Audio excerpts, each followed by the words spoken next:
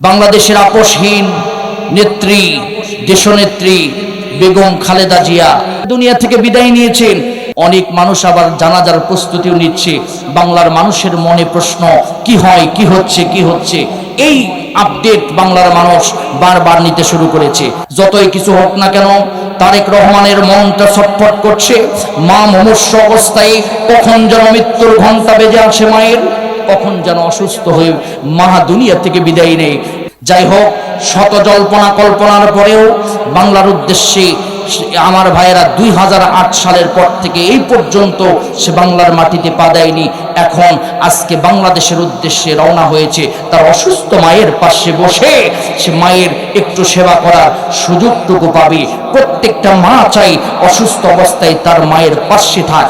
তাই আলহামদুলিল্লাহ সে এসেছেন, মায়ের পাশে বসে মায়ের অবস্থাকে পর্যালোচনা করতে পারবেন।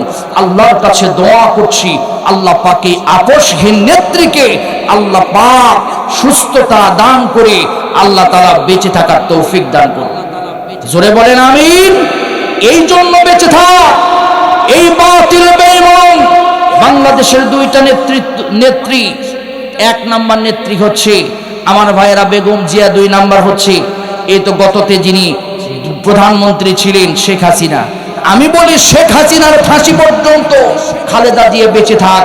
কারণ এই জন্য এই বাতিল যেভাবে নির্যাতন নিপীড়ন করেছে, ইসলাম প্রেমিক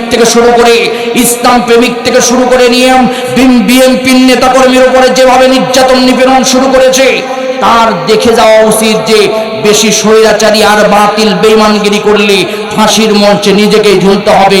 ওয়াকাদ মাকারাল্লাযীনা মিন ক্বাবলিহিম ফালিল্লাহিল মাকরু জামিআ। আল্লাহর মার দুনিয়ার বার।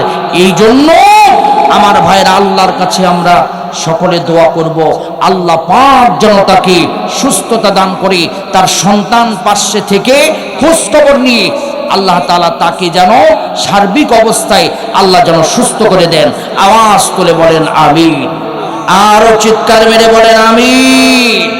আল্লামা সাইদি সাহেব যেদিন মৃত্যুবরণ করেছিলেন, এই বাংলাদেশের 3 বারের প্রধানমন্ত্রী বেগম জিয়া সবচাইতে বেশি কেঁদেছিলেন। কারণ আল্লামা সাইদিকে সে কলিজা দিয়ে ভালোবাসতেন, আলেম ওলামাকে সে কলিজা দিয়ে ভালোবাসতেন। এই জন্য আলেম ওলামারা আজকে দোয়া করছে, যারা আলেম ওলামার সাথে নির্যাতন নিপীড়ন করবে, আলেম ওলামাদেরকে যারা বাঁকা চোখে দেখবে, তাদের পরিণতি কখনো ভালো হবে না। আর যারা ওলামা ইকরামদেরকে যারা বুকের ভিতরে টেনে নেবে, তাদের জন্য ওলামা ইকরাম সারা জীবন দোয়া করবে। কথা বলেন ঠিক কি না? আমার প্রিয় বন্ধুগণ, আমার আলোচনা হলো সত্যের পক্ষে দাঁড়িয়ে যাওয়া।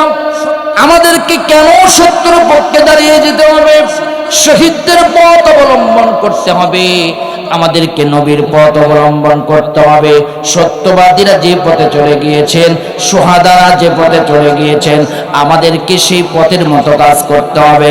ভাইয়ারা আমার, আলোচনা লম্বা করব না। 300 জন সাহাবীকে নিয়ে যখন আমার ভাইয়ারা বিজয় অর্জন করলেন, পিছ থেকে আমার প্রিয় বন্ধুগণ কাফেরেরা ঢুকে আবার মুসলমানদেরকে একদম আক্রমণ করলো। মুসলমানদেরকে আক্রমণ শুরু করলো না, আমার বিশ্বনবী মুহাম্মদুর রাসূলুল্লাহ সাল্লাল্লাহু আলাইহি সাল্লাম কি দুনিয়ার জমিন থেকে বিদায় করে দেওয়ার জন্য, আল্লাহর নবীকে হত্যা করার জন্য কাফেররা গেল। এমন কি নবীর মাথায় তীর নিক্ষেপ করলো। নবীর মাথার ভিতরে একটা হেলমেট ছিল। আমার নবী ছিলেন যোদ্ধা, কারণ আমার নবী কোন কাওয়ামুন লিল্লাহি, সত্যর পক্ষে দাঁড়িয়ে গিয়েছেন। নবী আমার পাগড়ি খুলে মাঝে মাঝে আল্লাহর নবী হেলমেটও পরতেন। আবার নবী রোজা ভেঙ্গে বাতিলের বিপক্ষে স্লোগান দিয়েছেন। আওয়াজ তুলে বলেন তো, প্রয়োজন হলে আমাদেরকেও পাগড়ি খুলে মাথায় কাফনের কাপড় বেঁধে আমাদেরকে আল্লাহর পথে নামার দরকার। জোরে বলেন আছে না?